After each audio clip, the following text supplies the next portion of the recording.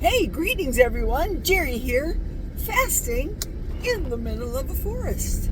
It is day number 3. Today is Wednesday, December 4th, and I am rolling into work. It's 27 degrees, driving very carefully, and I'm going to keep this incredibly short because it's the weather.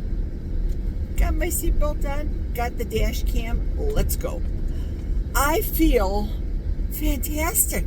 You know, for those of you that have done extended fasting for a period of time, and I'm not talking, obviously, 40 days because I haven't met the goal for this year. But today being my 3rd day, usually what happens is I have an excruciating headache, and I don't do that because I did a shot yesterday of pickle juice and the fasting drops, number 1. Number 2, I have my bottles of my concoction, Keto Chow concoction minerals, electrolytes, and fasting drops in my bubble water. To me, it tastes like Perrier water, you know, the fancy, expensive stuff. That's what it tastes like to me. Because, number 1, we already have well water where we live, and that's just boosting it with even more minerals in it. For those of you that may have a weak stomach, do not listen for the next approximately 30 seconds. The liquid side of my adventure this 40 days has now started, and it started early. Typically it happens the 5th to the 7th day, where I need to go to the restroom right now. As they say in our way of eating circles, never trust a wet fart. End of discussion. So it's kind of stupid if you think about it, you guys. You might be saying, why do I even want to listen to this broad talking about not eating? What type of entertainment value does she have, and is she trying to bring? Well, not really.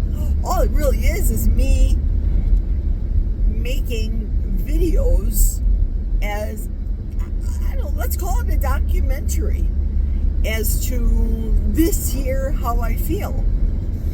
Prayerfully, I start off every morning in prayer, regardless of if I'm fasting or not. I do, and I enjoy it, and I'll continue on. I think if I look back into the deepest, darkest, most dismal and dreadful feelings of my life, for example, when my ex-husband and I divorced, I look back at that time and I go,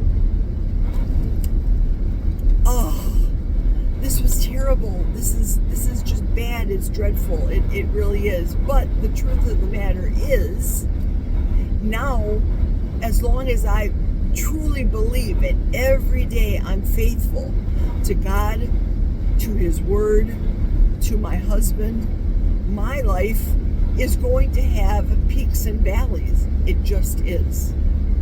It's how I'm going to handle the peaks and the valleys. It's what's important to me. So that's it for my message as I'm driving into work. The winds are very bad. I am going slow, just so you know, and I am closing out this video. I'm going a whopping 35 miles an hour in a 55. So you know. That's it. Talk to you guys later. I'll talk to you guys maybe at my break. Cheers, y'all. Hey, everyone. This segment of the video is the next 2-3 miles before I get home. I just wanted to close out here in the car. It's very cold. It's very windy. The roads are very white from the salt because right now it's a whopping 10 degrees on my dash, so it's freezing, and those winds are probably just as awful. However, you don't have that treacherous iciness as I'm driving. That's why I decided to close out and talk to the dash cam.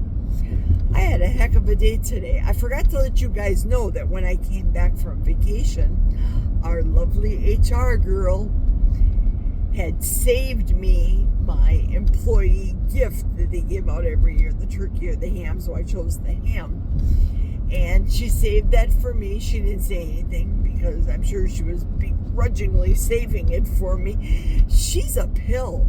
I love my job. Please don't misconstrue. I think that for $25 an hour and doing light assembly before I retire is very good. The benefits are excellent. The people I work with, not so much. Not so much. A lot of inbreeding, shall we say. But these are country people. And not like country stars people. Just backwoods people that tell the dentist, for example, if they have a bad tooth, pull it. Don't get dentures or a partial or caps or whatever. So a lot of them walk around with their not set of teeth, a lot of missing teeth. So it is what it is. So they saved me the ham, and the HR lady said to me today as I walked in, Jerry, before you left for vacation, you brought some treats into work. I said, yeah. Well, you did not wash your dishes, and they have been in the sink.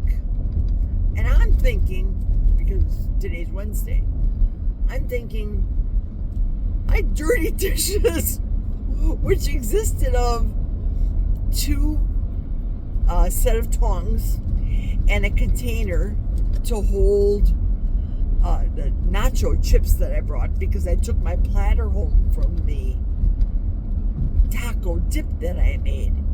That has been sitting in the sink of a Fortune 500 company for 3 weeks, and not one single person, let alone the HR director, got her hands in there and washed my dishes and somebody else's.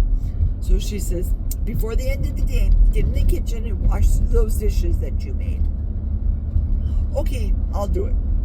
So I'm thinking, wait a minute, they're giving me almost $25 an hour, and I'm supposed to go and wash dishes? Hold that thought. I grabbed my dishes, the tongs, and the container from the Dorito chips cover. Went to the supervisor and said, the HR lady said I was supposed to wash these, and I feel it best served if I work for this company that I need to work because you guys pay me. And I told them, you guys pay me $25 an hour not to wash dishes. Not that I'd be washing dishes for an hour, because that wouldn't be the case. So I said that to Jack, and Jack said, why didn't you just wash the dishes and get paid $25 an hour because she told you to do that? I said, I actually thought about doing that. I really did. But I have a conscience. I felt like that was stealing. Now, oh my goodness, why didn't one person out of, I don't know how many people we have in our plant, 125, 130, why didn't one person wash the dishes, or the guy that we have to do housekeeping? Nope, not at all. So it is what it is. The girl's a pill. She really is.